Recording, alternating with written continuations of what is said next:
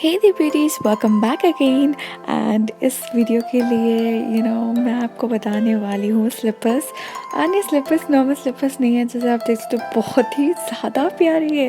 मुझे बहुत ही ज़्यादा प्यारे लगे। लाइक आप अपनी नॉर्मल से स्लीपर को भी इस तरीके से बना सकते हैं DIY करके। अगर आपके पास घर पे इस तरीके से इस तरीके से स्टोन पड़े हैं, पर्ल्स पड़े हैं, तो बस आपको ग्लू गन लेनी है और अटैच कर देना है। बहुत बहुत बहुत प्यारे लगेंगे।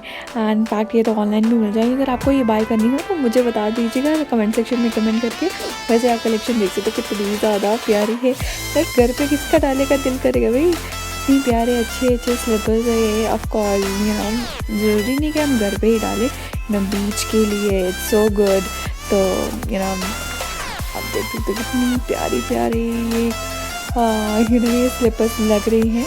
एंड आई होप आप सबको मेरी कलेक्शन अच्छी लग रही होगी। एंड अगर ये वीडियो पसंद आए तो लाइक और शेयर ज़रूर कीजिएगा अपनी फ्रेंड्स के साथ। और thank you so much for watching. Stay tuned.